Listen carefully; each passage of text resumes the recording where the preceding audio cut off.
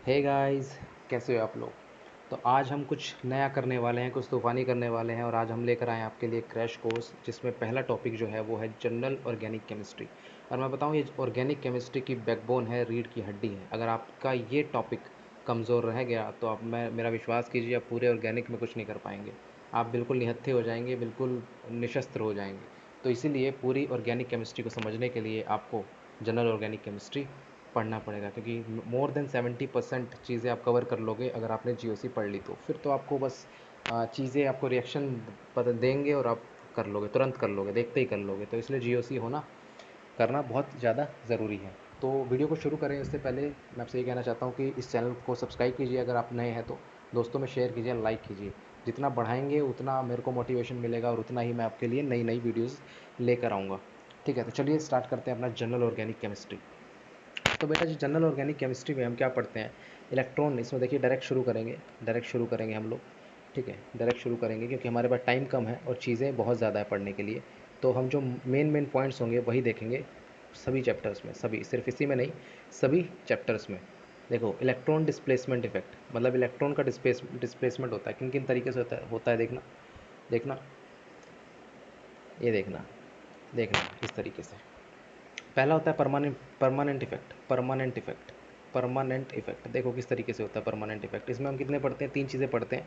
Inductive effect, आप जानते हो, इंडक्टिव इफेक्ट, इंडक्टिव, ये पढ़ते हैं। फिर उसके बाद मीज़ोमेरिक, मीज़ोमेरिक जिसे आप क्या कहते हो? आप रेजोनेंस भी कहते हो।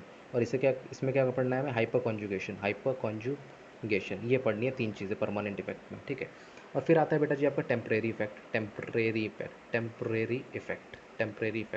इफेक्ट में क्या पढ़ेंगे हम? इलेक्ट्रोमेरिक इलेक्ट्रोमेरिक इलेक्ट्रोमेरिक इफेक्ट पढ़ेंगे, ये पढ़ने वाले। ठीक है। तो इसमें ही आपको मैं बता दूं फर्दर, जो इंडक्टिव इफेक्ट होता है बेटा जी, ये फर्दर दो कैटेगराइज में होता है, एक प्लस आई इंडक्टिव इफेक्ट और एक माइनस आई इफेक्ट, इसे कहते हैं हम लोग। मीजोमेरिक भी सेम, प्लस एम और माइनस एम। तो हाइपर कॉन्जुगेशन जो होता है वो प्लस एच में होता है, माइनस एच भी होता है, लेकिन माइनस एच जनरली पढ़ा नहीं जाता है। माइनस एच सिर्फ तीन केसेस में ऑब्जर्व होता है, जैसे कि आपका C F three, C B R three, CCl3 और साथ में CI3, चार केसेस ऐसे होते हैं जो आपका माइनस एच इफेक्ट शो करते हैं। ये माइनस आई भी शो करते हैं, मैं बताऊंगा आपको धीरे धीरे, जैसे जैसे वीडियो आगे बढ़ेगी मैं आपको सारी चीज़ें बताऊंगा इसमें। ठीक है। तो बेसिकली माइनस एच आपको इस केस में ऑब्जर्व होता है, और plus H, minus M, plus M, minus I, plus I, सब एक एक करके पढ़ेंगे। ठीक है। तो पहले हेडिंग डालेंगे क्या? इंडक्टिव इफेक्ट को पढ़ेंगे, इंडक्टिव इफेक्ट इफेक्ट को। बेटा जी, ये जो जनरेट होता है ये किसकी वजह से जनरेट होगा आपका? ये जनरेट होगा पोलराइजेशन की वजह से। ये किसकी वजह से होगा? पोलराइजेशन। देखना जिस तरीके से, मान लो मान लो मान लो मान लो मैं क्या करूँ, मान लो मैं लेता हूँ C H three, C H three, ये ले लेता हूँ। तो बेटा जी इसमें जो है, इसमें है, चाहे मैं एक कार्बन और बढ़ा देता हूँ, एक कार्बन और बढ़ा के और थोड़ा समझाने की कोशिश करता हूँ। जैसे कि मान लो ये CH2 और CH3 मैंने ये ले लिया। अब देखो, कार्बन और कार्बन की इलेक्ट्रोनेगेटिविटी सेम है, इस कार्बन और कार्बन की भी इलेक्ट्रोनेगेटिविटी सेम है, इस कार्बन और कार्बन की इलेक्ट्रोनेगेटिविटी सेम है। मैंने कहा इंडक्टिव इफेक्ट जनरेट होता है किसकी वजह से? पोलराइजेशन की वजह से। पोलराइजेशन की वजह से। पोलराइजेशन किसकी वजह से आता है? इलेक्ट्रोनेगेटिविटी डिफरेंस की वजह से। इलेक्ट्रोनेगेटिविटी की डिफरेंस की वजह से आता है, इलेक्ट्रोनेगेटिविटी डिफरेंस की वजह से आता है। ठीक है। अब देखो, कार्बन कार्बन क्या आपस में खींचेंगे क्या एक दूसरे से? नहीं खींचेंगे। कार्बन कार्बन आपस में नहीं खींचेंगे, क्योंकि कार्बन की भी इलेक्ट्रोनेगेटिविटी, इसकी भी क्या होगी? 2.5 के अराउंड होती है, और इसकी भी 2.5 होगी, इसकी भी 2.5 होगी, इसकी भी 2.5 होगी। ठीक है। इसमें कोई पोलराइजेशन नहीं होगा। अगर पोलराइजेशन नहीं होगा तो आपका इंडक्टिव इफेक्ट भी यहाँ पे कोई काम नहीं करेगा। कोई पोलराइजेशन नहीं होगा, कोई इलेक्ट्रोनेगेटिविटी डिफरेंस नहीं है, तो इंडक्टिव इफेक्ट नहीं, यहाँ काम नहीं करेगा। अगर अगर ध्यान से सुनना, सी एच थ्री, अगर मैं यहाँ पे एक हाइड्रोजन की जगह क्लोरीन जोड़ दूँ बेटा जी, क्लोरीन जोड़ दूँ, तो अब क्या होगा? अब देखो इलेक्ट्रोनेगेटिविटी डिफरेंस आ गया। क्लोरीन की इलेक्ट्रोनेगेटिविटी होती है कितनी? क्लोरीन की इलेक्ट्रोनेगेटिविटी होती है अराउंड 3। ठीक है। और कार्बन की आपको पता है 2.5 होती है, तो 3 माइनस 2.5 अराउंड कितना आ गया? 0.5 आ गया बेटा जी। अगर 0.5 मतलब इलेक्ट्रोनेगेटिविटी डिफरेंस आ रहा है, मतलब कि यहाँ पर क्या होगा? पार्शियल नेगेटिव चार्ज, मतलब कि इसकी इलेक्ट्रोनेगेटिविटी ज़्यादा है ना, तो ये इलेक्ट्रॉन को अपनी तरफ खींचेगा। तो यहाँ पर इलेक्ट्रॉन पर प्रेजेंट होंगे ना, ये एक्चुअल में यहाँ प्रेजेंट ना होकर कहाँ प्रेजेंट होंगे? थोड़े क्लोरीन की तरफ प्रेजेंट होंगे, इस तरीके से। इस तरीके से, जैसे इस तरीके से यहाँ प्रेजेंट होंगे, बीच में ना होकर, ठीक है, इस तरीके से। और इस पर क्या आएगा, पार्शियल पॉजिटिव चार्ज आएगा। अब मैं पूछूं इस कार्बन की और इस कार्बन की, इन दोनों कार्बन की क्या इलेक्ट्रॉन डिफरेंस सेम है? मैं कहूँगा नहीं, नो। क्यों? क्योंकि अब कार्बन पे ना बेटा जी पार्शियल पॉजिटिव चार्ज आ गया, मतलब कि इसके पास इलेक्ट्रॉन्स की अब कमी है, इलेक्ट्रॉन डेफिशिएंट हो गया। अब ये इलेक्ट्रॉन डेफिशिएंट हो गया है, मतलब कि इसकी इलेक्ट्रॉन एक्टिविटी बढ़ गई है, मतलब कि ये अब इलेक्ट्रॉन्स को खींचना चाहता है। ये इलेक्ट्रॉन डेफिशिएंट है, अब ये इलेक्ट्रॉन्स को खींचना चाहता है। अब ये इलेक्ट्रॉन को खींचना चाहता है तो मतलब इसकी इलेक्ट्रॉन एक्टिविटी बढ़ गई, इसमें पोलराइजेशन आ गई।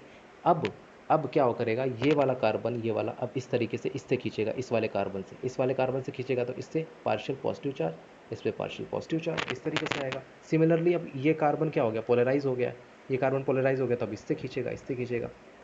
जैसे जैसे डिस्टेंस बढ़ती जाएगी ना, मतलब यहाँ से इस वाले कार्बन से जैसे जैसे डिस्टेंस बढ़ती जाएगी ना, आपका क्या होगा, इंडक्टिव इफेक्ट क्या होता है, वैनिश होना शुरू कर देता है। वैनिश होना शुरू कर देता है, क्योंकि आप जानते होंगे जो इंडक्टिव इफेक्ट होता है बेटा जी, वो इंडक्टिव इफेक्ट जो होता है वो डिस्टेंस डिपेंडेंट होता है। डिस्टेंस डिपेंडेंट होता है, डिस्टेंस डिपेंडेंट होता है। कहने का मतलब, मान लो इस कार्बन को मैं 1 दे दूँ, इसको मैं 2 दे दूँ, इसको 3 दे दूँ, इसको 4 दे दूँ। मैं अगर पूछूँ कि 1 और 3 में सबसे ज़्यादा इलेक्ट्रॉन डेफिशिएंट कार्बन कौन सा होगा, तो मैं फट से कह दूंगा, तुरंत कह दूंगा, क्या बोलूँगा कि कार्बन नंबर 1 जो होगा ना बेटा जी, वो ज़्यादा इलेक्ट्रॉन डेफिशिएंट होगा। क्यों? क्योंकि क्लोरीन जो है वो डायरेक्टली अटैच्ड है, क्लोरीन जो है डायरेक्टली अटैच्ड है, और इंडक्टिव इफेक्ट के थ्रू ये फर्स्ट कार्बन से ज़्यादा खींचेगा as comparison to third number carbon से। अब इन थर्ड वाले कार्बन से कौन खींच रहा है, CH2 ही तो खींच रहा है, CH2 तो खींच रहा है। और इसका इफेक्ट कितना है, ये पार्शियल 2 पॉजिटिव चार्ज है, ये तो आपका खींचने की पावर क्या है, कम होती जा रही है ना, इधर की साइड, इधर की साइड खींचने की पावर कम होती जा रही है। तो यहाँ पर क्या होगा, यहाँ पर आपका जो है पहला नंबर कार्बन ज़्यादा आपका क्या होगा, इलेक्ट्रो पॉजिटिव इन नेचर होगा, ठीक है। और इसका इलेक्ट्रॉन एक्टिविटी ज़्यादा होगी तो वो ज़्यादा इलेक्ट्रॉन डेफिशिएंट होगा। कहने का मतलब सीधा मतलब ये है, ठीक है। इस तरीके से आपका चलता है। तो अगर मैं इसके बारे में बोल दूँ, थोड़ा बहुत लिख दूँ, तो ये आपको इंडक्टिव इफेक्ट समझ में आ गया। अगर मैं इसकी डेफिनेशन लिखूँ तो क्या होगा, इंडक्टिव इफेक्ट में भी इंडक्टिव इफेक्ट, आई का मतलब inductive effect may be defined as, कैसे डिफाइन कर सकते हैं, may be defined as, may be defined as permanent dipole, permanent displacement बोल सकते हैं, permanent displacement of what, displacement of what, sigma bond. देखो सिग्मा बॉन्ड में ही तो हो रहा था, सिग्मा बॉन्ड में तो हो रहा था, सी और Cl के बीच में क्या है, सिग्मा बॉन्ड है। तो इन्हीं में तो क्या हो रहा था, आपका डिस्प्लेसमेंट हो रहा था इलेक्ट्रॉन का। इलेक्ट्रॉन कहाँ, इस तरीके से क्लोरीन की तरफ शिफ्ट कर रहे थे।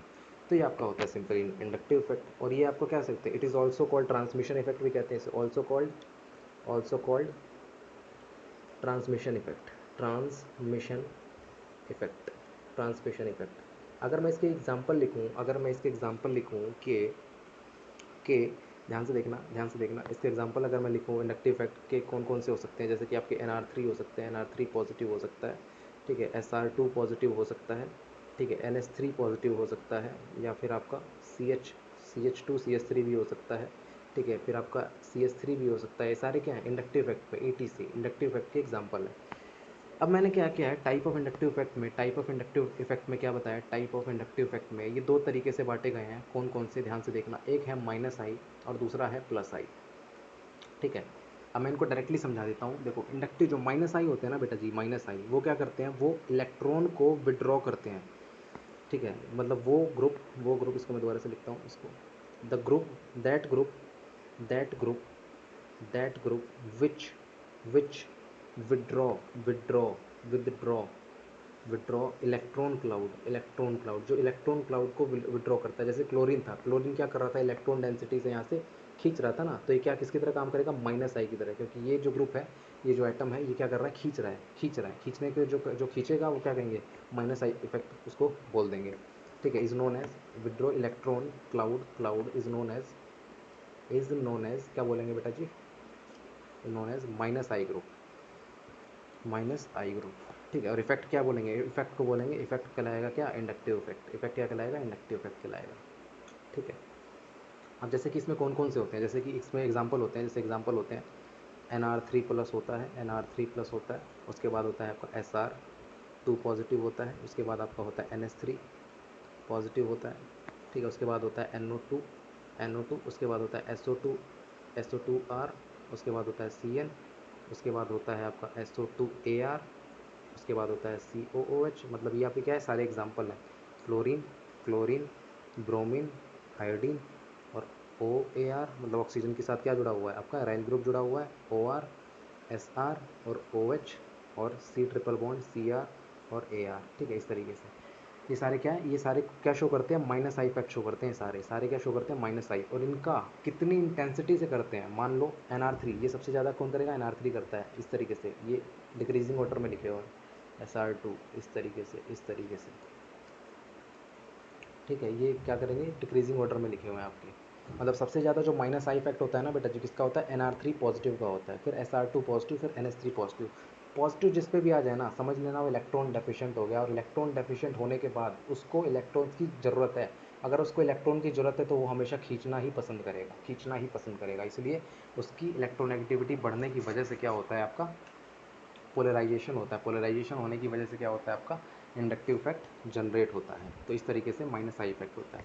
सिमिलरली प्लस आई इफेक्ट क्या होगा, plus I effect, plus I effect की अगर मैं बात करूँ, प्लस आई इफेक्ट की अगर मैं बात करूँ, the group which releases electron cloud जो इलेक्ट्रॉन क्लाउड को रिलीज करेगा is known as what, plus I group, plus I group. तो इसके एग्जांपल कौन से हैं, देखो इसके एग्जांपल, अगर प्लस वाला खींचना जानता है तो जो अगर उसके माइनस चार्ज लगेगा ना, तो इसके एग्जांपल का जितने माइनस वाले होंगे ना, जितने माइनस वाले होते हैं वो सारे क्या करते हैं, प्लस आई इफेक्ट होता है उनका, प्लस आई इफेक्ट। जैसे कि ऑक्सीजन, ऑक्सीजन नेगेटिव, इसका प्लस आई इफेक्ट होगा। COO नेगेटिव, देखो सारे डिक्रीजिंग ऑर्डर में लिख रहा हूँ, ऑक्सीजन नेगेटिव का सबसे ज़्यादा, फिर COO नेगेटिव का फिर उसके बाद CH3 का थ्राइस, CCH3 का थ्राइस, इस तरीके से। मतलब कि एक कार्बन पे 3 CH3 ग्रुप लगे हुए हैं इस तरीके से। ठीक है, और CH3 का क्या होता है आपका, प्लस आई इफेक्ट होता है। ये क्या करेंगे, कार्बन की इलेक्ट्रॉन डेंसिटी पे, कार्बन पर इलेक्ट्रॉन डेंसिटी क्या करेंगे, बढ़ाएंगे, बढ़ाएंगे। CH3 का क्या होता है, डोनेशन का ग्रुप, डोनेशन का काम होता है, डोनेट करता है इलेक्ट्रॉन को। ठीक है उस तरीके से CH3 का ट्वाइस, अगर दो, देखो 3 का ज़्यादा होगा, 2 का उससे थोड़ा कम होगा, 2 का उससे थोड़ा क्या होगा, कम होगा। ठीक है, इस तरीके से आपका फिर इथाइल आता है, इथाइल आता है, और उसके बाद क्या आता है आपका, मिथाइल आता है, इथाइल आता है, फिर आपका क्या आता है, D आता है, फिर आपका H आता है। तो ये क्या है आपका, increasing order, sorry decreasing order है प्लस आई इफेक्ट का। तो ये जितने भी इफेक्ट है सारे प्लस आई इफेक्ट शो करते हैं। ठीक है, अब एग्जाम में क्वेश्चन भी आया था शायद किस तरीके से, कि डायरेक्शन बतानी होती है इलेक्ट्रॉन डिस्प्लेसमेंट की, इलेक्ट्रॉन डिस्प्लेसमेंट की डायरेक्शन बतानी होती है। फॉर एग्जांपल मान लो मैं इसके साथ इस तरीके से CN ग्रुप जोड़ देता हूँ, CN ग्रुप मैंने जोड़ दिया। ठीक है, अब पूछेगा कि इसमें इलेक्ट्रॉन की डिस्प्लेसमेंट का मतलब जो डायरेक्शन होगी क्या होगा, इलेक्ट्रॉन डिस्प्लेसमेंट का, इलेक्ट्रॉन किस तरीके डिस्प्लेस होंगे। तो ऑब्वियस सी बात है, यहाँ पर क्या जुड़ा हुआ है, CN है, CN का कौन सा इफेक्ट होता है, माइनस आई इफेक्ट होता है, माइनस आई इफेक्ट। अगर ये माइनस आई इफेक्ट होगा तो मतलब कि इलेक्ट्रॉन को खींचेगा, इलेक्ट्रॉन क्लाउड को खींचेगा अपनी तरफ, मतलब कि जितने भी जो डायरेक्शन होगी इस तरफ, इस तरफ जहाँ एरो होगा मतलब इलेक्ट्रॉन उधर ही आपके डिस्प्लेस हो रहे होंगे, इधर ऐसे। ठीक है, इस तरीके से ऐसे, इधर। ठीक है, इस तरीके से। सिमिलरली अगर मान लो मैं इसके साथ CH3 ग्रुप जोड़ देता बेटा जी, CH3 ग्रुप जोड़ देता, तो आपको पता है इसका ग्रुप कौन सा, क्या इफेक्ट होता है, प्लस आई इफेक्ट होता है। अगर ये प्लस आई इफेक्ट होता है तो ये क्या करता है, अब इलेक्ट्रॉन डेंसिटी को दूसरी तरफ भेजता, मतलब इलेक्ट्रॉन डेंसिटी को दूसरी तरफ देता है इस तरीके से। ठीक है, ऐसे ऐसे, इस तरीके से आपका क्या होता है, माइनस आई और प्लस आई इफेक्ट होता है। ठीक है, तो इस तरीके से आप लोग जान सकते हो कि इंडक्टिव इफेक्ट आपका क्या होता है। इंडक्टिव इफेक्ट बेसिकली सिंपल सी चीज़ याद रखो कि इलेक्ट्रोनेगेटिविटी डिफरेंस की वजह से जनरेट होता है। इलेक्ट्रोनेगेटिविटी डिफरेंस से क्या होता है, पोलराइजेशन बढ़ जाता है, पोलराइजेशन बढ़ने की वजह से वहाँ पर क्या होता है, इंडक्टिव इफेक्ट आपका होता है। ठीक है, नॉन पोलर में कभी भी इंडक्टिव इफेक्ट काम नहीं करता, हमेशा पोलर मॉलिक्यूल होना चाहिए। पोलर कब बनता है मॉलिक्यूल, पोलर कंपाउंड कब बनता है, पोलर जब बनता है जब इलेक्ट्रोनेगेटिविटी डिफरेंस आता है। हर चीज़ में इलेक्ट्रोनेगेटिविटी डिफरेंस ही है, इतना याद रखो। ठीक है, इसको ट्रांसमिशन इफेक्ट भी कहते हैं, और ये डिस्टेंस डिपेंडेंट होता है, जैसा कि मैंने बताया डिस्टेंस डिपेंडेंट होता है। जैसे जैसे दूरी बढ़ती जाती है उस वैसे वैसे इंडक्टिव इफेक्ट कम होता जाता है, डिस्टेंस डिपेंडेंट होता है। ठीक है, एक ये है आपका। तो ये था क्या आपका इंडक्टिव इफेक्ट के बारे में छोटी सी जानकारी। बाकी क्वेश्चंस वगैरह हैं, क्वेश्चंस वगैरह भी जैसे ये क्वेश्चंस हैं, ये क्वेश्चन है, इस तरीके से कर सकते हैं। बाकी रैंक बूस्टर में इसके अच्छे से बहुत सारे क्वेश्चंस करेंगे इसके। ठीक है, तो नेक्स्ट जो देखो, नेक्स्ट कौन सा है, रेजोनेंस। रेजोनेंस, रेजोनेंस, तो रेजोनेंस सिंपली इतना ध्यान रखना कि जब दो या दो से ज़्यादा टू और मोर स्ट्रक्चर होंगे ना, टू और मोर स्ट्रक्चर होंगे, और उनमें क्या हो रहा होगा, उनमें क्या होगा, difference in difference in distribution of electron जहाँ हो रहा होगा, डिस्ट्रीब्यूशन ऑफ इलेक्ट्रॉन जहाँ हो रहा होगा, ऑफ इलेक्ट्रॉन जहाँ हो रहा होगा वहाँ क्या काम करेगा, रेजोनेंस काम करेगा। ठीक है, और वहाँ पे एटम जो होंगे, एटम होंगे नो चेंज, नो चेंज, कोई चेंज नहीं होगा एटम में। फॉर एग्जांपल मान लो, मैं सबसे बेस्ट एग्जांपल लेता हूँ क्या, ये वाला ब्यूटीन का, इस तरीके से। ठीक है, डाई ब्यूटीन का इस तरीके से CH2। ठीक है, देखना, इसको अगर मैं इस तरीके से लिखूँ, इसको मैं शिफ्ट कर दूँ इधर, इधर की तरफ, और इसको शिफ्ट कर दूँ इधर की तरफ, तो देखना जिसमें यहाँ से देखो, यहाँ से इलेक्ट्रॉन क्या हुआ, यहाँ से इलेक्ट्रॉन कम हो रहे हैं, तो मतलब CH2 पे पॉजिटिव चार्ज आता है। ठीक है, और यहाँ पे एक single bond CH double bond CH2 negative, जिसके ऊपर एरो जा रहा है उस पर नेगेटिव चार्ज आता है, मतलब इलेक्ट्रॉन वहाँ पर गए हैं, और जहाँ पर इलेक्ट्रॉन होते हैं वहाँ पर नेगेटिव चार्ज होता है। इतनी सी चीज़। अब देखो यहाँ पर एटम, जहाँ पर जो एटम जहाँ था ना वही है, कार्बन वही था, वही है, वही है, वही है, वही है, वही है। ठीक है, सिर्फ चेंज क्या हुआ है, सिर्फ चेंज हुआ है इलेक्ट्रॉन का डिस्ट्रीब्यूशन। इलेक्ट्रॉन का डिस्ट्रीब्यूशन यहाँ पर क्या हुआ, डबल बॉन्ड से क्या बन गया, नेगेटिव चार्ज बन गया। ठीक है, यहाँ पर सिंगल बॉन्ड क्या है, किस में कन्वर्ट हो गया, डबल बॉन्ड में कन्वर्ट हो गया, मतलब जहाँ 4 इलेक्ट्रॉन थे वहाँ 2 इलेक्ट्रॉन रह गए। यहाँ पहले कितने इलेक्ट्रॉन थे, 2 डबल बॉन्ड में, एक बॉन्ड में कितने होते हैं, 2 इलेक्ट्रॉन। ठीक है, उसी तरीके से 2 बॉन्ड में कितने होंगे, 4 इलेक्ट्रॉन। अब 2 बॉन्ड से 1 बॉन्ड में कन्वर्ट हुआ है, तो मतलब 2 इलेक्ट्रॉन बचा है। सिर्फ इलेक्ट्रॉन का डिस्ट्रीब्यूशन चेंज होता है, इसलिए कहते हैं इसको क्या कहते हैं, रेजोनेंस कहते हैं। अब देखो, रेजोनेंस में एक टर्म आती है कॉन्जुगेशन, एक टर्म आती है कॉन्जुगेशन। कॉन्जुगेशन क्या होता है, कॉन्जुगेशन में आपका कुछ नहीं होता है, कॉन्जुगेशन सिंपली यही होता है कि एक डबल बॉन्ड हो, एक डबल बॉन्ड हो, या फिर कह सकते हैं मल्टीपल बॉन्ड हो, मल्टीपल बॉन्ड हो, मल्टीपल बॉन्ड हो, और सिंगल बॉन्ड हो, और फिर मल्टीपल बॉन्ड हो, मल्टीपल बॉन्ड हो, और ये आपस में क्या करें, इस तरीके से रेजोनेंस करें, रेजोनेंस करें इस तरीके से, इस तरीके से, तो इसको क्या क्या बोल देते हैं, कॉन्जुगेशन बोल देते हैं। अगर मैं सिंपल शब्दों में बोलूँ, सिंपल शब्दों में बोलूँ, तो जो कॉन्जुगेशन होता है किस तरीके से हो सकता है, किस किस तरीके से हो सकता है कॉन्जुगेशन का मतलब, ध्यान से देखना। या तो वो किसके बीच में हो, double bond, double bond, double bond और डबल बॉन्ड के बीच में हो, डबल बॉन्ड और डबल बॉन्ड के बीच में हो, जैसे कि मैंने ये करवाया था ना, CH double bond, CH, CH double bond CH2। देखो डबल बॉन्ड और डबल, ये कॉन्जुगेशन है आपका, ये कॉन्जुगेशन है। ठीक है, उसी तरीके से मैं बात करूँ, अगर पॉजिटिव चार्ज हो और डबल बॉन्ड हो, उनके बीच में हो सकता है, कैसे, देखो CH2 double bond CH2 positive, ये आपका क्या बनेगा, देखो ये वाला डबल बॉन्ड है, ये वाला यहाँ पर वैकेंट ऑर्बिटल होगा, पॉजिटिव साइन का मतलब है यहाँ पे इलेक्ट्रॉन की कमी है, तो ये डबल बॉन्ड शिफ्ट होगा इधर। अगर ये डबल बॉन्ड शिफ्ट होगा इधर, इसकी इलेक्ट्रॉन डेफिशिएंसी को तो ख़त्म कर देगा, लेकिन इसने इलेक्ट्रॉन देकर, इस वाले कार्बन ने इलेक्ट्रॉन देकर इसकी डेफिशिएंसी बढ़ा दी। अगर ये इलेक्ट्रॉन डेफिशिएंट हो गया तो CH2 पॉजिटिव, ये क्या आ गया, यहाँ पर आएगा, और ये CH डबल बॉन्ड CH2 ये ऐसे बन जाएगा। ठीक है, तो देखो पॉजिटिव चार्ज में कॉन्जुगेशन इस तरीके से हो सकता है। और तीसरा कौन सा होता है, और देखो और भी हो सकता है, और कैसे हो सकता है, लोन पेयर हो, लोन पेयर और डबल बॉन्ड में हो सकता है भैया, लोन पेयर और डबल बॉन्ड में भी आपका कॉन्जुगेशन हो सकता है। फॉर एग्जांपल मान लो जैसे कि Cl है, CH है, CH डबल बॉन्ड CH2 है। ठीक है, अब क्लोरीन के पास आपको पता है क्या, लोन पेयर होते हैं, तीन तीन लोन पेयर होते हैं भाई साहब के पास, भंडार होता है, दो दो चार, सॉरी दो दो चार दो छः और एक साथ, हाँ ठीक है। अब ये क्या करता है, ये वाला इधर इस तरीके से शिफ्ट करता है, और ये वाला इधर इस तरीके से शिफ्ट करता है, तो इसकी रेजोनेटिंग स्ट्रक्चर बनाऊंगा तो क्या बनेगा बेटा जी, कॉन्जुगेशन के through Cl CH CH2 negative. देखो इस पर नेगेटिव चार्ज इसने इलेक्ट्रॉन लिए हैं और इसने दिए हैं, तो क्या पॉजिटिव चार्ज। ठीक है, इस तरीके से कॉन्जुगेशन हो सकता है। कॉन्जुगेशन की वजह से ही क्या आता है, रेजोनेटिंग स्ट्रक्चर्स बनती है, रेजोनेटिंग स्ट्रक्चर्स किसकी वजह से बनती है, आपकी कॉन्जुगेशन की वजह से। और देखो और किसके बीच में हो सकता है, ऑड इलेक्ट्रॉन और डबल बॉन्ड के बीच में भी हो सकता है। ऑड इलेक्ट्रॉन कैसे बेटा जी, ऑड इलेक्ट्रॉन इस तरीके से, CH2 इस तरीके से। ठीक है, ये क्या बन गया आपका, CH2 CH double bond CH2, बोलो बन जाएगा। देखो ये वाला बॉन्ड जाएगा इधर, और ये जो फ्री रेडिकल था उठ के कहाँ जाएगा, इस वाले कार्बन पे आ जाएगा, और यहाँ पे डबल बॉन्ड आ जाएगा।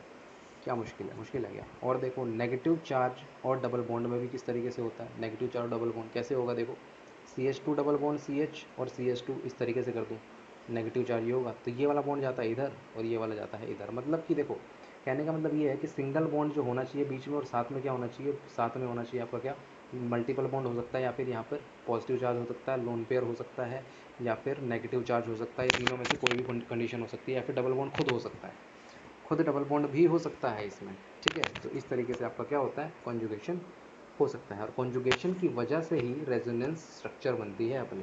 ठीक है, कॉन्जुगेशन की वजह से ही रेजोनेंस स्ट्रक्चर बनती है। अच्छा रेजोन अगर मैं पूछ ले, अब देखो मेन जो मुद्दे की बात है अपनी, मेन काम, मेन वर्क क्या है, मेन वर्क है हमारा कि stability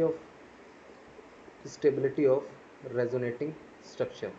stability of resonating structure, मतलब जो स्ट्रक्चर हमने बनाई है, रेजोनेटिंग स्ट्रक्चर बनाई है, उनमें से स्टेबल कौन सी है। और यही हमारा क्या पूछता है, यही पूछता है एग्जाम में, यही पूछता है अपना एग्जाम में कि स्टेबिलिटी ऑफ रेजोनेटिंग स्ट्रक्चर बताओ। आप कैसे बताओगे। तो इसको मैं पूरा पढ़ाऊँ इससे बढ़िया मैं आपको एक ट्रिक बता देता हूँ। अब देखो ट्रिक की बारी है, अब एक ट्रिक की बारी है। ट्रिक की कैसे बारी है। सबसे पहले बेटा जी चेक करो कि वो न्यूट्रल है या चार्ज्ड है वो स्ट्रक्चर। ठीक है, तो न्यूट्रल अगर हुआ तो उसकी स्टेबिलिटी ज़्यादा, अगर वो चार्ज्ड हुआ तो फिर आगे बढ़ जाओ और आगे चेक करो कि क्या उसमें कोवलेंट बॉन्ड ज़्यादा है, क्या उसमें कोवलेंट बॉन्ड ज़्यादा है, कोवलेंट बॉन्ड।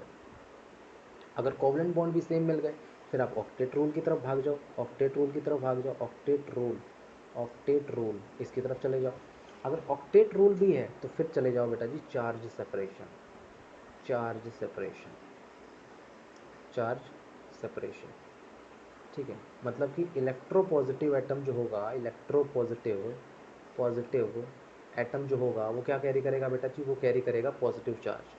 और जो इलेक्ट्रोनेगेटिव एटम होगा, इलेक्ट्रोनेगेटिव एटम होगा, इलेक्ट्रोनेगेटिव एटम होगा वो क्या कैरी करेगा बेटा जी, वो कैरी करेगा नेगेटिव चार्ज। ठीक है, इस तरीके से इलेक्ट्रोपॉजिटिव एटम का मतलब कार्बन होना चाहिए, कार्बन आपका इलेक्ट्रोपॉजिटिव होता है। और इसमें इलेक्ट्रोनेगेटिव की बात करूँ तो ऑर्गेनिक पढ़ रहे तो कार्बन ही मेन होगा आपका, कार्बन पे इलेक्ट्रोनेगेटिव मतलब इलेक्ट्रोपॉजिटिव होता है आपका, पॉजिटिव चार्ज होना चाहिए। Similarly electronegative atom negative charge, इस पे कौन सा चार्ज कौन सा हो सकता है, ऑक्सीजन हो सकता है, नाइट्रोजन हो सकता है, फ्लोरीन, ये आपके क्या होते हैं इलेक्ट्रोनेगेटिव एटम होते हैं। तो इन पर क्या होना चाहिए, जनरली नेगेटिव चार्ज होना चाहिए। ठीक है, अब देखो इसकी अब मैं इसको समझा देता हूँ इस तरीके से, अभी समझा देते हैं। देखो मैं एग्जांपल लेता हूँ, एग्जांपल सबसे पहले CH2 C double bond O और हाइड्रोजन और साथ में यहाँ नेगेटिव चार्ज लगा है। ठीक है, इसकी पहले रेजोनेटिंग स्ट्रक्चर बनाई मैंने यहाँ पर किया और ये वाला बॉन्ड यहाँ पे, इसको मैंने बना दिया CH2 double bond C, oxygen पे नेगेटिव चार्ज, पहली चीज़। उसके बाद हाइड्रोजन।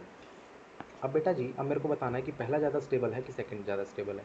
सबसे पहले तो क्या चेक करना है, सबसे पहले चेक करो कि न्यूट्रल है या चार्ज है, न्यूट्रल है या चार्ज है। देखो दोनों ही चार्ज है तो न्यूट्रल का तो कंसेप्ट खेल खत्म, इसको तो हटाओ। अब चार्ज में देखो कोवलेंट बॉन्ड किस में ज़्यादा है, तो कोवलेंट बॉन्ड गिनो, दो और ये तीन और एक ये चार, चार कोवलेंट बॉन्ड दिख रहे हैं। इसमें कितने दिख रहे हैं, दो और ये तीन और ये चार, मतलब इसमें भी चार कोवलेंट बॉन्ड दिख रहे हैं, इसमें भी चार कोवलेंट बॉन्ड, इसमें भी चार कोवलेंट बॉन्ड, तो बराबर है। तो आगे बढ़ जाओ, ऑक्टेट रूल।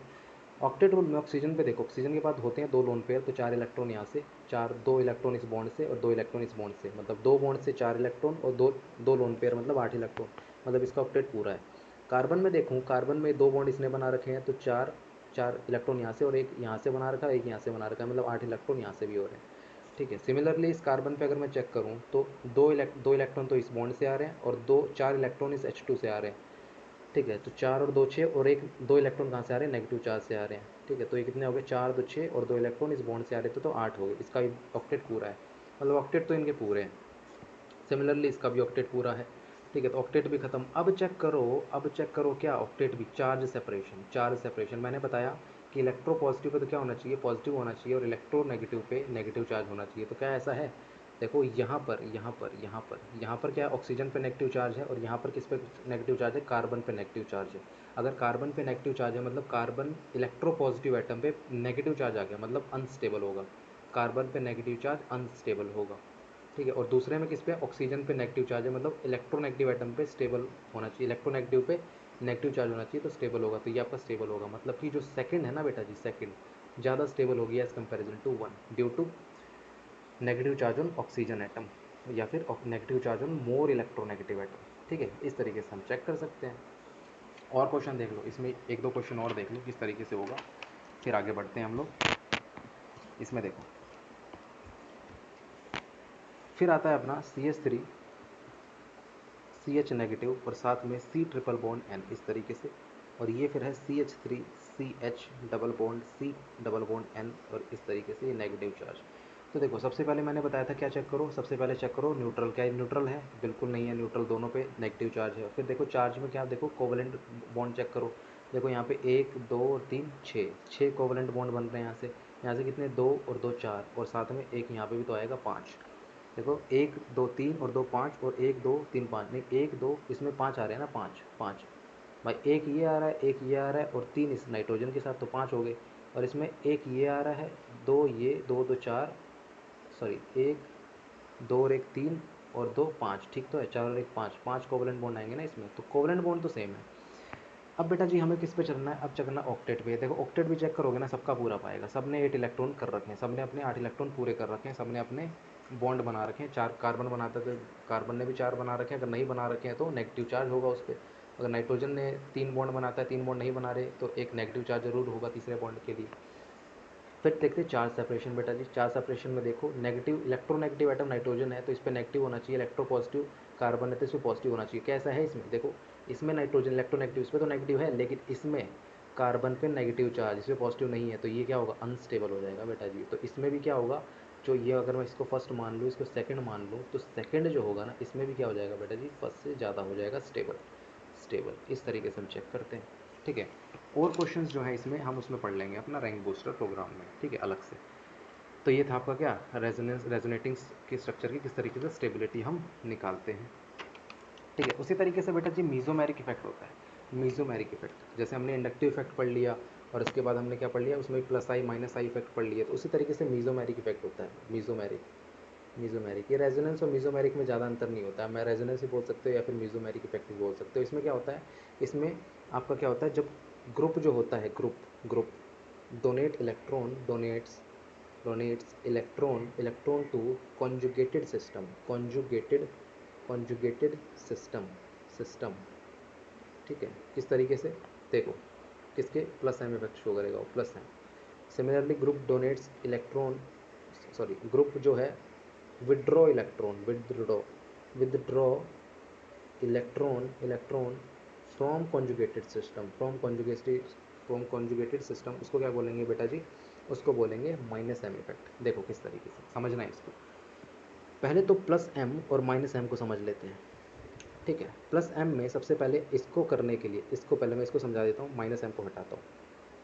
इसकी कंडीशन क्या होती है, कंडीशन सुनो, डायरेक्ट क्वेश्चन होगा आपका। कोई भी एटम होगा, कोई भी मान लो X Y Z A atom के अंदर कोई ले लिया, इसके ऊपर एक लोन पेयर तो एटलीस्ट होना चाहिए, और ये लोन पेयर किसके साथ कॉन्जुगेशन में होना चाहिए, किसी मल्टीपल बॉन्ड के साथ, किसी मल्टीपल बॉन्ड के साथ, तो ये क्या कहलाएगा, प्लस एम इफेक्ट कहलाएगा, प्लस एम इफेक्ट कहलाएगा, ठीक है। मतलब कि लोन पेयर होना चाहिए या फिर नेगेटिव चार्ज होना चाहिए, ठीक है। नेगेटिव चार्ज या लोन पेयर होगा, वो कॉन्जुगेशन में होगा किसके, किसके डबल बॉन्ड के साथ, डबल बॉन्ड के साथ, डबल बॉन्ड के साथ, डबल बॉन्ड के साथ कॉन्जुगेशन में होगा, कॉन्जुगेशन में होगा, तो क्या कहलाएगा, हमेशा प्लस एम इफेक्ट देगा, वो प्लस एम इफेक्ट देगा, ठीक है। फॉर एग्जाम्पल जैसे कि मान लो ये है, जैसे कि इस पे NH2 है और ये है इस तरीके से, तो देखो नाइट्रोजन के पास है लोन पेयर, तो ये जाएगा कॉन्जुगेशन में इसके साथ, देखो है ना, कॉन्जुगेशन में जा रहा है ना डबल बॉन्ड के साथ इस तरीके से, तो ये प्लस एम दिखाएगा। सिमिलरली अगर मैं OH लूँ, OH लूँ, इसमें तो दो दो लोन पेयर है, तो इसमें कोई भी एक लोन पेयर क्या करेगा, कॉन्जुगेशन में जाएगा इस तरीके से, ठीक है। सिमिलरली मैं क्या लूँ, इस तरीके से लूँ, CH नेगेटिव और C डबल बॉन्ड, CH2 इस तरीके से ले लूँ, या फिर एक बॉन्ड लगाता हूँ यहाँ पे, ठीक है, इस तरीके से ले लूँ, 2 3 और एक 4, वैलेंसी पूरी कर लेना आपने खुद ही, है ना। तो इस तरीके से अगर लूँ, इस तरीके से अगर लूँ, देखना इस तरीके से लूँ, यहाँ से हटाओ इसको, इसको हटाओ, इसको अगर मैं लूँ तो ये देखना नेगेटिव चार्ज इधर भी जाएगा, तो ये क्या करेगा आपका, कॉन्जुगेशन में जा रहा है, तो ये भी क्या दिखा सकता है आपका, प्लस एम इफेक्ट दिखा सकता है, लेकिन हालांकि ये एग्जांपल लेना गलत होगा, ठीक है, गलत होगा, क्यों गलत होगा मैं आगे बताऊंगा आपको, ठीक है। तो जिसके पास भी लोन पेयर होगा, लोन पेयर, और जैसे कि मान लो और NHR ले लो, NHR देखो इसके पास भी क्या है, लोन पेयर है, और इसके पास क्या है, कॉन्जुगेशन में डबल बॉन्ड है, तो ये भी आपका प्लस एम दिखाएगा, सारे क्या दिखाएंगे, प्लस एम दिखाएंगे, प्लस एम दिखाएंगे, ठीक है। अब देखो माइनस एम कब दिखाएगा, माइनस एम जब दिखाएगा जब कोई भी कॉन्जुगेटेड सिस्टम से, कोई भी कॉन्जुगेटेड सिस्टम से, कॉन्जुगेटेड सिस्टम से, कॉन्जुगेटेड सिस्टम से कौन जुड़ा होगा, आपके दो ऐसे एटम होंगे, कोई भी A और B एटम जुड़े होंगे इस तरीके से कॉन्जुगेटेड सिस्टम से, और A और B में ये क्या होंगे, कोई इसी मल्टीपल बॉन्ड से होंगे। बी की इलेक्ट्रोनेगेटिविटी नेगेटिविटी वो ज़्यादा होगी किससे, A की इलेक्ट्रोनेगेटिविटी से, इलेक्ट्रोनेगेटिविटी से, A की इलेक्ट्रोनेगेटिविटी से। कैसे देखना, कैसे, फॉर एग्जांपल मान लो मैं ये ले लेता हूँ आपका कार्बन ट्रिपल बॉन्ड N, देखो ये कॉन्जुगेटेड सिस्टम है, ये आपका बेंजीन, ठीक है। इसके साथ क्या है, A और B एटम, इसको A ले लेता हूँ, इसकी B ले लेता हूँ, तो आपको पता है नाइट्रोजन की इलेक्ट्रोनेगेटिविटी जो B की, या फिर नाइट्रोजन की इलेक्ट्रोनेगेटिविटी कार्बन से ज़्यादा है, मतलब A से ज़्यादा है, तो ये क्या दिखाएगा, माइनस एम इफेक्ट दिखाएगा, ठीक है। सिमिलरली और देखो एग्जाम्पल, और एग्जाम्पल देखो NO2 है, NO2 इस तरीके से, देखो ये कॉन्जुगेटेड सिस्टम हो गया आपका, कॉन्जुगेटेड सिस्टम में जो नाइट्रोजन है और ऑक्सीजन है, इनमें क्या है, इलेक्ट्रोनेगेटिविटी डिफरेंस है, नाइट्रोजन की इलेक्ट्रोनेगेटिविटी, इसको ए ले लूँ इसको बी ले लूँ, तो इसकी इलेक्ट्रोनेगेटिविटी नाइट्रोजन की ऑक्सीजन से कम होती है। ऑक्सीजन क्या है, बी एटम है, तो बी की इलेक्ट्रोनेगेटिविटी ए से ज़्यादा होगी, तो जिसकी वजह से क्या दिखाएगा, माइनस एम इफेक्ट दिखाएगा, माइनस एम। ठीक है, इस तरीके से होगा। आप कोई सा भी एग्जांपल ले लो, कोई सा भी एक्स वाई जेड कोई सा भी एग्जांपल ले लो, सी एच ओ का ले लो, C H O, C carbon double bond oxygen hydrogen, देखो इसमें भी कॉन्जुगेटेड सिस्टम है, साथ में क्या है, कार्बन है, ए एटम है और बी एटम है ऑक्सीजन, और ए बी एटम है ऑक्सीजन, तो बी मतलब ऑक्सीजन की इलेक्ट्रोनेगेटिविटी कार्बन से ज़्यादा है, मतलब ए से ज़्यादा है, तो ये क्या होगा, माइनस एम इफेक्ट दिखाएगा। इस तरीके से चेक कर लो। तो ये होता है आपका माइनस एम और प्लस एम मीजोमेरिक इफेक्ट होता है। अब इसमें से देखो ऑर्डर भी लिख लो, इसमें से ऑर्डर भी लिख लो, ऑर्डर भी लिख लो, इसमें ऑर्डर भी लिख लो किस तरीके से होता है, ध्यान से सुनना। देखो पहले प्लस एम का लिख लेते हैं। प्लस एम में तो सबसे पहले क्या है, कॉन्जुगेटेड सिस्टम से जुड़े हैं, देखना अब ये ओ नेगेटिव जो होगा ना कॉन्जुगेटेड सिस्टम से जुड़ा होगा तभी प्लस एम देगा, वरना ये प्लस आई इफेक्ट देता है, ध्यान देना इस चीज़ का। ठीक है, तो ये होगा NH2 होगा, किसी कॉन्जुगेटेड सिस्टम से जुड़ा होगा क्योंकि इसके बाद लोन पेयर है। उसके बाद NHR, ये भी क्या होगा, लोन पेयर होगा, तो ये भी दे सकता है प्लस एम। ये NR2 ये भी दे सकता है प्लस एम इफेक्ट। और फिर आपका OH ये भी दे सकता है, इसके बाद दो लोन पेयर होते हैं तो ये भी दे सकता है। OR ये भी दे सकता है, ये भी दे सकता है, तो ये सारे क्या दे सकते हैं, आपके प्लस एम इफेक्ट दे सकते हैं। सिमिलरली माइनस एम कौन कौन दे सकता है, माइनस एम दे सकता है NO2 दे सकता है, क्योंकि देखो दो एटम है, दो तरीके के एटम है जिसमें ऑक्सीजन की इलेक्ट्रोनेगेटिविटी N से ज़्यादा है, तो ये दे सकता है। ठीक है, उसके बाद CN दे सकता है, CN के देखो कार्बन नाइट्रोजन दो एटम है और नाइट्रोजन की इलेक्ट्रोनेगेटिविटी कार्बन से ज़्यादा है और कार्बन से कॉन्जुगेटेड सिस्टम जुड़ा है, तो ए ये होगा, बी ये होगा, तो बी की इलेक्ट्रोनेगेटिविटी ए से ज़्यादा, तो ये होगा। फिर आपका क्या होगा, CHO होगा, CHO में देखो कार्बन ए ये होगा, बी ये होगा और बी की इलेक्ट्रोनेगेटिविटी ज़्यादा होगी तो आपका माइनस एम देगा।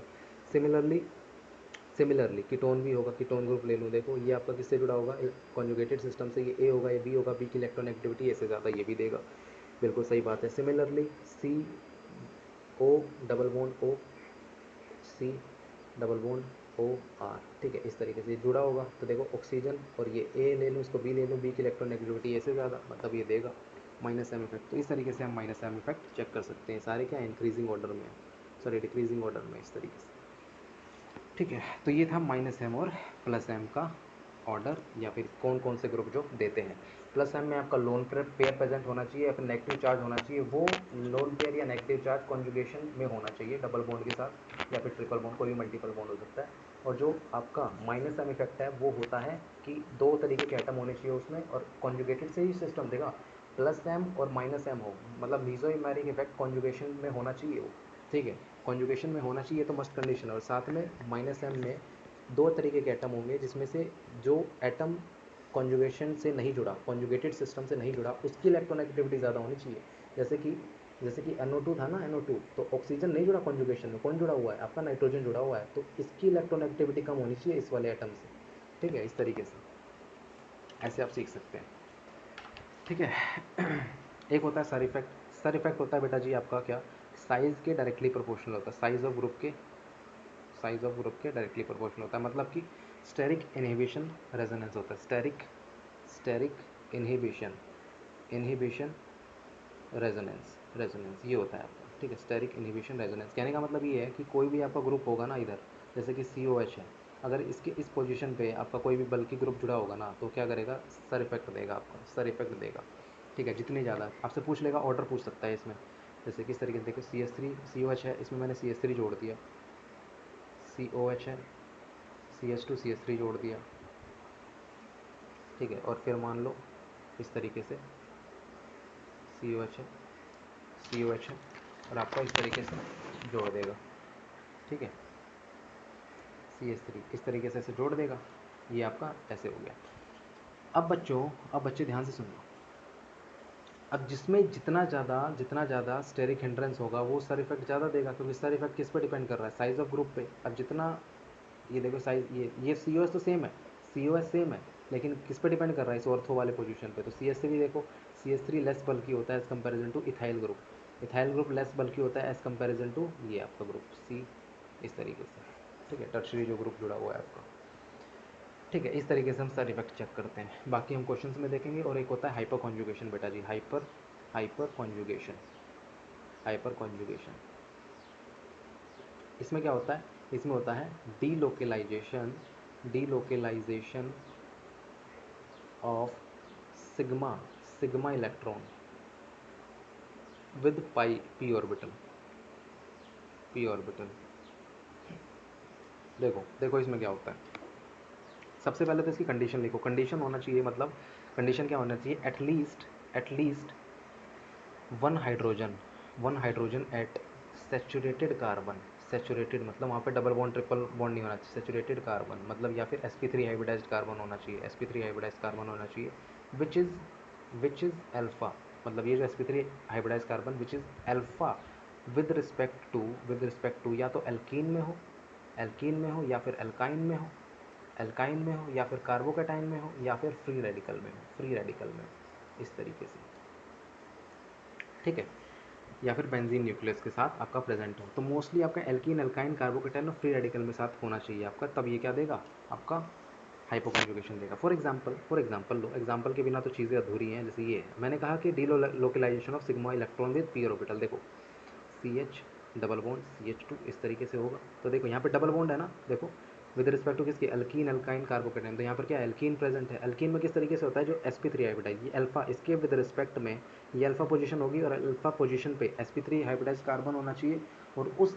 sp3 हाइब्रिडाइज कार्बन पे एटलीस्ट एक हाइड्रोजन प्रेजेंट होना चाहिए यहाँ पे, तब ये क्या देगा, हाइपोकॉन्जुगेशन होगा। किस तरीके से होगा, ये वाला जो बॉन्ड है सिग्मा बॉन्ड, ये वाला टूटता है इधर, इसलिए क्या बोलते हैं इसको, इसलिए इसको क्या बोलते हैं आपको, सिग्मा पाई कॉन्जुगेशन भी बोलते हैं, या फिर नो बॉन्ड रेजोनेंस भी बोलते हैं। देखो यहाँ पर होगा और ये डबल बॉन्ड होगा इधर, इसमें भी डीलोकलाइजेशन हो रही है ना, तो क्या बनेगा CH2 और ये साथ में H पॉजिटिव बनेगा यहाँ पे, और साथ में CH और ये CH2 नेगेटिव, इस तरीके से बन जाएगा, ठीक है। हाइपर कॉन्जुगेशन, इस तरीके से हाइपर कॉन्जुगेशन होती है आपकी। क्या मुश्किल है क्या, मतलब कि यहाँ पर दो चीज़ें ध्यान रखने वाली है। पहली चीज़ ये होनी चाहिए कि जो आपका एल्कीन, एल्काइन या फिर फ्री रेडिकल या फिर कार्बोकेटाइन प्रेजेंट है, और उसके बगल में या फिर अल्फा कार्बन पे क्या होना चाहिए, एक sp3, मतलब अल्फा कार्बन sp3 होना चाहिए, पहली बात। और दूसरा, वो हाइड्रोजन प्रेजेंट होना चाहिए उस अल्फा कार्बन पे, मतलब एल्कीन, एल्काइन, कार्बोकेटाइन के बगल में एक sp3 हाइब्रिडाइज्ड कार्बन होना चाहिए, और उस sp3 हाइब्रिडाइज्ड कार्बन पे एटलीस्ट एक हाइड्रोजन होना चाहिए, ठीक है। और जितना ज़्यादा हाइड्रोजन होगा sp3 हाइब्रिडाइज्ड कार्बन पे इनके विद रिस्पेक्ट में अल्फा पोजीशन पे, उतनी ही ज़्यादा हाइपोकॉन्जुगेशन आपका प्रेजेंट होगा, ठीक है। एक और एग्जांपल ले लेते हैं, जैसे कार्बोकेटाइन में ले लेते हैं, जैसे कि CH2, और CH2 इस पर पॉजिटिव होगा और इस पर क्या होगा, हाइड्रोजन यहाँ प्रेजेंट होगा। तो मैंने कहा देखो ये कार्बन है ना, ये देखो ये sp3 हाइब्रिडाइज्ड कार्बन है, इसके विद रिस्पेक्ट में ये अल्फा पोजीशन होगी, और इस पर एक हाइड्रोजन क्या, दो दो तीन तीन हाइड्रोजन प्रेजेंट है, तो ये वाला इधर जाता है और ये बनता क्या है, CH2 डबल बॉन्ड CH2, ये बन जाता है। मुश्किल है क्या, बहुत इजी है। इस तरीके से होता है आपका। और ध्यान रखना, जितना ज़्यादा hyper, more is the hyper conjugation, hyper conjugation, more is the hyper conjugation, more is the stability, किसकी, स्टेबिलिटी ऑफ किसकी, कार्बोकेटाइन होगी, एल्कीन होगी, या फिर एल्काइन होगा, या फिर आपका फ्री रेडिकल होगा, इनकी स्टेबिलिटी बढ़ गई। और एक चीज़ याद रखना, कार्बन आयन में ये नहीं होता है हाइपर कॉन्जुगेशन, कार्बन आयन में नहीं होता है, भूल के भी मत कर देना, पाप हो जाएगा, पाप, ध्यान रखना इस चीज़ का, ठीक है। अब इसमें क्वेश्चन कैसे आएगा, इसमें क्वेश्चन आएगा कि इसमें number of alpha hydrogen count करो, मतलब अल्फा मतलब किसके रिस्पेक्ट में, alpha double bond carbocation free radical या फिर आपका अल्काइन ग्रुप के बगल में, मतलब अल्फा पोजीशन पे आपका हाइपर कॉन्जुगेशन होने के लिए हाइड्रोजन प्रेजेंट होना चाहिए। तो बोलेगा कि नंबर ऑफ अल्फा हाइड्रोजन बताओ इसमें, CH पॉजिटिव, देखो C2H5, तो इसमें काउंट करना पड़ेगा CH3, CH radical, C2H5, CH, और ये CH3, इसमें बताओ। और फिर आपको पूछेगा इसमें, ऐसे ऐसे, और ये आपका डबल बॉन्ड और ये आपका पॉजिटिव चार्ज, ठीक है, इस तरीके से रहेगा।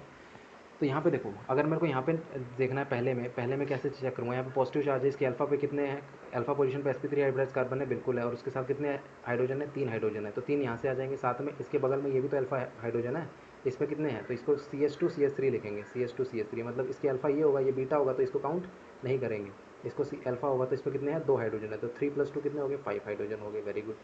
अब इस पर देखो, इससे फ्री रेडिकल है, फ्री रेडिकल के मतलब अल्फा पोजीशन ये होगी और ये होगी, ठीक है। तो इस पर अगर मैं चेक करूँ तो इस पर कितने हैं, 3 है, इस पर कितने हैं, इस पर 2 हैं, तो और इस पर कितने हैं, 1 है, तो ये कितने हो गए, 3 2 5 और 1 6 अल्फा हाइड्रोजन हो गए। सिमिलरली इस पे चेक करेंगे डबल बॉन्ड पे और पॉजिटिव चार्ज। मैंने कहा था कि डबल बॉन्ड, पॉजिटिव चार्ज और ट्रिपल बॉन्ड और फ्री रेडिकल है, चारों पे आपका क्या होता है, हाइपर कॉन्जुगेशन लगता है। तो इसका अल्फा पोजीशन ये होगा, इसका अल्फा पोजीशन ये होगा। आपको पता है यहाँ पे 3 हाइड्रोजन है और यहाँ पर कितने हैं, 3 हाइड्रोजन है, तो इसका भी कितना होगा, 6 अल्फा हाइड्रोजन होगा। इस तरीके से अल्फा हाइड्रोजन निकाल लेते हैं। ठीक है, तो ये कंसेप्ट होते हैं आपके अल्फा हाइड्रोजन निकालने का। बाकी हम किस में देखेंगे, रैंक बूस्टर प्रोग्राम में देखेंगे किस तरीके से इसमें क्वेश्चंस किए जाते हैं। नंबर ऑफ अल्फा हाइड्रोजन बताओ, ये बताओ, वो बताओ, या फिर एक दो क्वेश्चन आपकी प्रैक्टिस के लिए बता दूँ क्या, चलो बता देते हैं आपके लिए। प्रैक्टिस के लिए आपको मैं पूछ लेता हूँ आपसे। देखो इसमें देखो पहला क्वेश्चन ये बोले कि C H double bond C H two, इसमें अल्फा हाइड्रोजन होंगे क्या। देखो डबल बॉन्ड के विद रिस्पेक्ट में क्या है, यहाँ पहली बात है sp2 हाइब्रिडाइज कार्बन है, तो यहाँ पर आपका नहीं होगा alpha hydrogen. CH3 CH2 CH double bond CH2, ठीक है, ये होगा क्या, ये देखो यहाँ पे इसके बगल में क्या है, अल्फा हाइड्रोजन है, बिल्कुल है, तो यहाँ पे कितने हैं, 2 हैं, तो 2 हो जाएंगे साथ में। ठीक है, इसके बगल में तो कोई है नहीं, तो यहाँ पे 2 अल्फा हाइड्रोजन होंगे। ठीक है, इस तरीके से CH2 डबल बॉन्ड CH2, क्या इसमें कोई अल्फा हाइड्रोजन है, इसके अल्फा तो है ही नहीं, अल्फा है ही नहीं, अल्फा है ही नहीं, तो इसमें no alpha hydrogen, no alpha hydrogen, इस तरीके से कर लेंगे। ठीक है, बाकी और देख लेंगे किस तरीके से देखना है। फिर आता है बेटा जी कंसेप्ट ऑफ एरोमेटिसिटी। देखो concept of aromaticity, aromaticity, concept of aromaticity, देखो इसकी कंडीशन लिख लो। कंसेप्ट ऑफ एरोमेटिसिटी में इसमें 3 तरीके से हम पढ़ते हैं, क्या क्या देखना बेटा जी, क्या किस तरीके से। पहला पढ़ते हैं एरोमेटिसिटी, एरोमेटिसिटी। दूसरा पढ़ते हैं बेटा जी नॉन सॉरी एरोमेटिक, पहले एरोमेटिक पढ़ते हैं, एरोमेटिक कंपाउंड, एरोमेटिक। फिर आता है नॉन एरोमेटिक, या फिर पहले एंटी लिखते हैं, पहले एंटी लिखते हैं फिर नॉन को भी समझेंगे। पहले एंटी एरोमेटिक लिखते हैं, एंटी एरोमेटिक, और फिर आता है आपका नॉन एरोमेटिक, नॉन एरोमेटिक। देखो क्या होता है, सबसे पहले इसकी कंडीशन क्या होती है, पहली कंडीशन ये होती है कि साइक्लिक होना चाहिए एरोमेटिक होने के लिए। दूसरा होना चाहिए कि साइक्लिक के साथ साथ ये क्या होना चाहिए, sp2 या फिर sp हाइब्रिडाइज्ड कार्बन होने चाहिए सारे, मतलब कि प्लेनर होना चाहिए, अगर इन शॉर्ट बोलो तो प्लेनर होना चाहिए। तीसरी कंडीशन ये होती है कि 4n plus 2 pi electrons, 2 pi electrons होने चाहिए इसमें।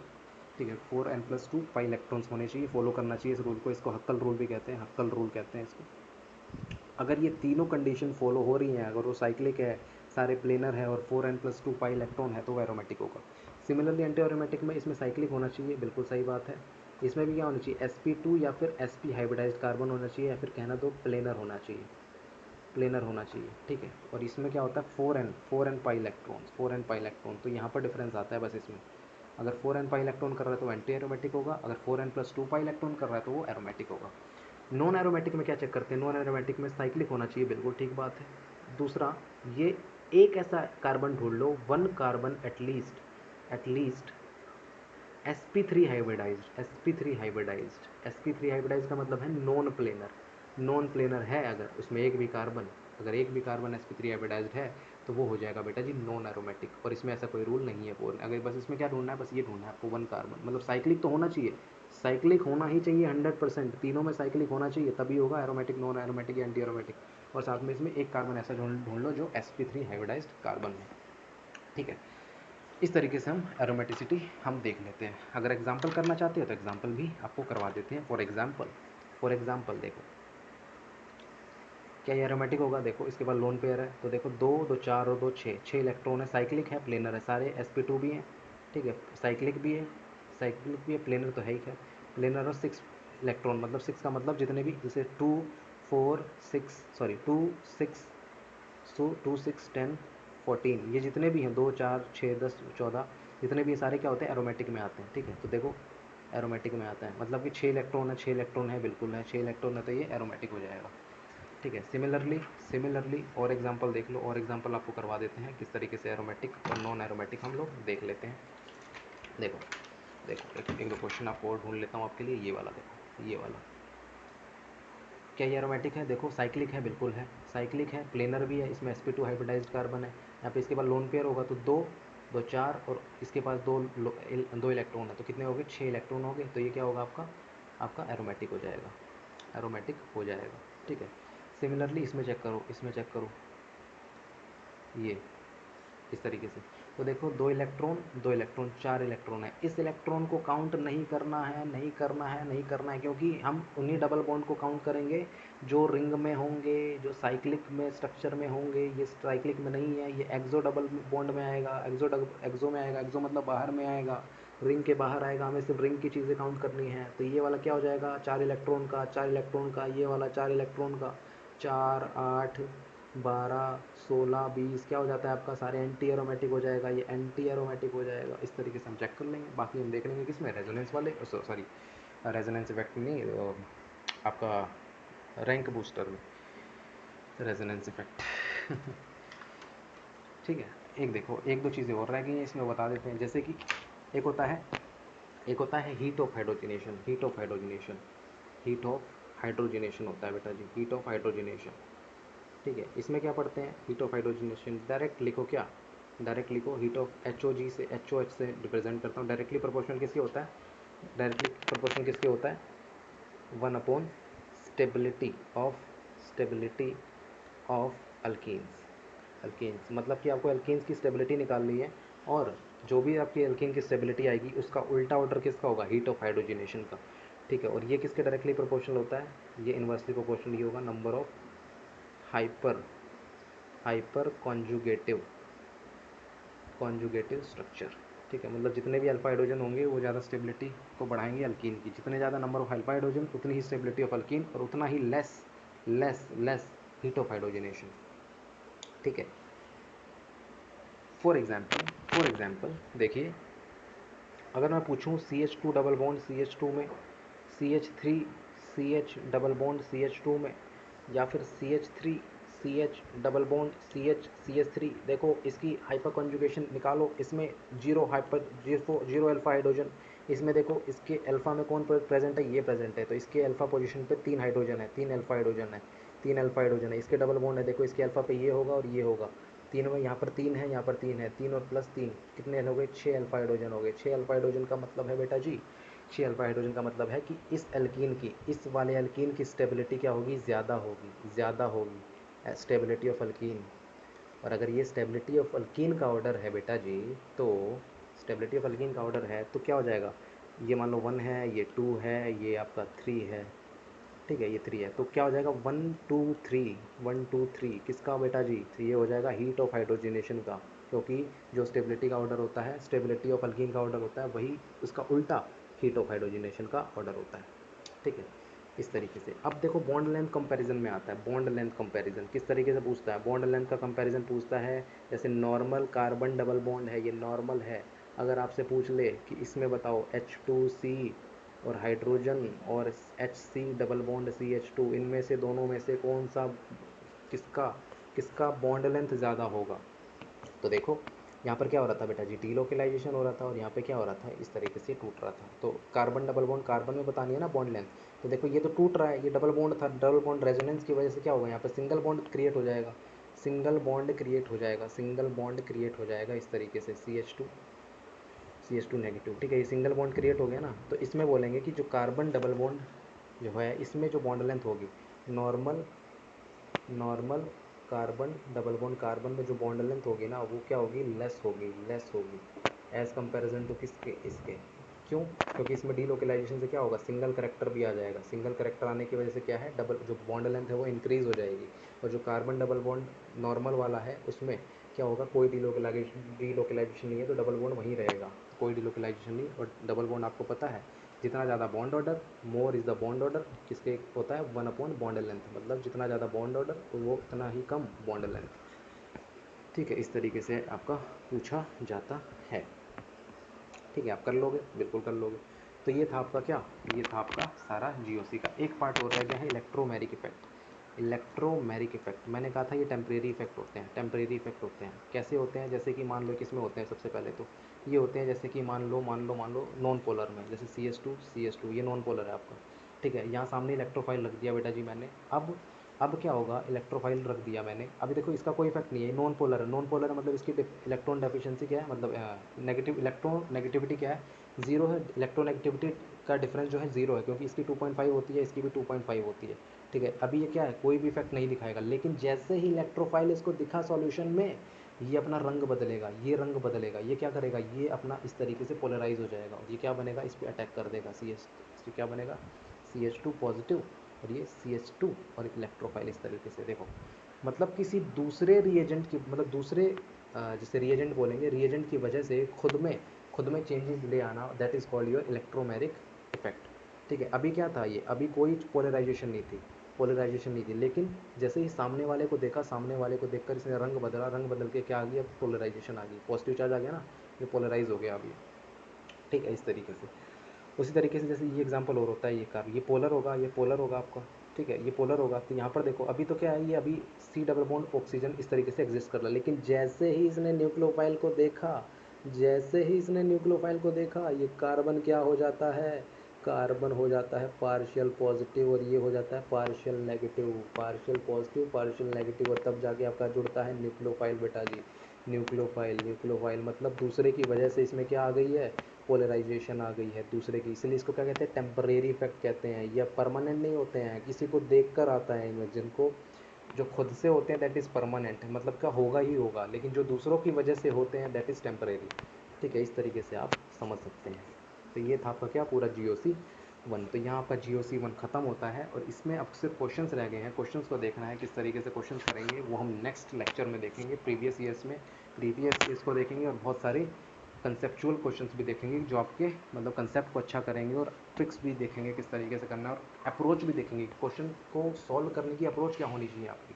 ठीक है, तो अभी तक के लिए इतना ही, मिलते हैं आपको नेक्स्ट वीडियो में। अगर ये वीडियो पसंद आई तो सबसे पहले सब्सक्राइब करके इसको शेयर करिए, लोगों तक पहुँचनी चाहिए सारी वीडियो ये आप तक। आपकी मतलब आपको आपकी जिम्मेदारी है, मैंने पहले भी कहा था। ठीक है, तो तब तक के लिए धन्यवाद।